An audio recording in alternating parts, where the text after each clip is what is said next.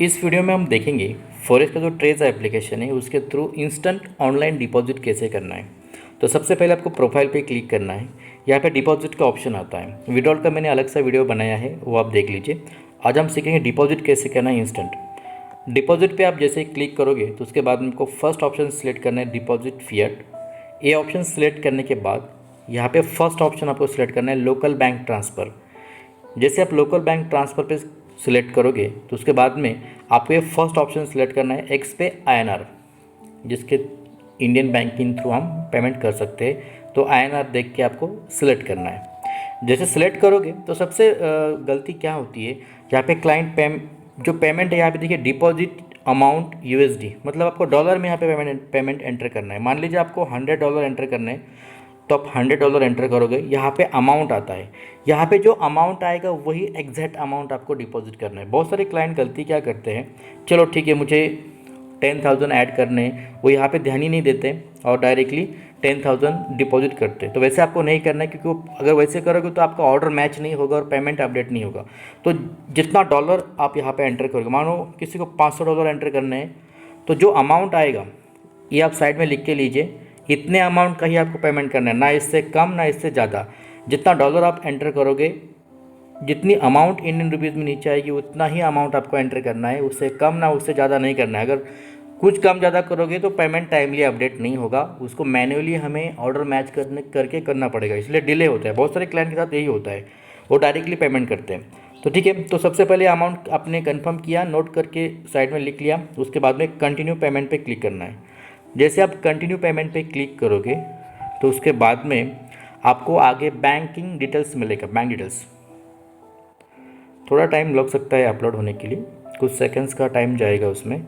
तो यहाँ पे देखिए, यहाँ पे कंप्लीट लिख के आया है कि आपको अमाउंट क्या करना है, इतना ही अमाउंट करना है। जो अमाउंट यहाँ पे लिख के आएगा उतना ही अमाउंट आपको करना है। यहाँ पे देखिए एक ऑर्डर आईडी आता है, ये ऑर्डर आईडी मैच होना चाहिए। अगर आप बहुत सारे क्लाइंट ने क्या किया है, अगर बैंक डिटेल्स आपके पास ऑलरेडी ऐड किया होता है, पहले आपने एक्सिस बैंक में पेमेंट किया था, नेक्स्ट टाइम जब भी कभी पे करना है आप डायरेक्टली इस बैंक में डिपॉजिट करते हो। ये सारा प्रोसेस आपको फॉलो करना होगा, तभी इंस्टेंट डिपॉजिट होगा, अदरवाइज़ वो हमें मैनुअली करना पड़ेगा। तो ठीक है, 444 का पेमेंट आपको, सॉरी 44,123 का पेमेंट आपको करना है। ये अमाउंट आपने कन्फर्म किया। उसके बाद में ये बैंक डिटेल्स आप यहाँ से कॉपी कर सकते हो और ये आपके बैंकिंग ऐप में आप उसको ऐड कर लीजिए, नेट बैंकिंग में ऐड कर लीजिए।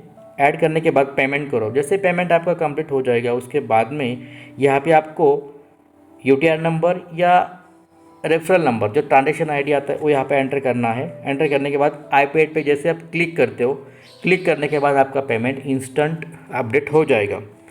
तो फिर से एक बार बोलता हूँ, आपको डायरेक्टली बैंक पे पेमेंट नहीं करना है। जो अकाउंट्स आपको मिले हैं, जब मैंने आपको कई बार ग्रुप में भी मैंने अपडेट किया है, लेकिन ये प्रोसेस फॉलो करके आपको पेमेंट करना है। फिर से एक बार मैं रिपीट करता हूँ, आपको बैक आना है।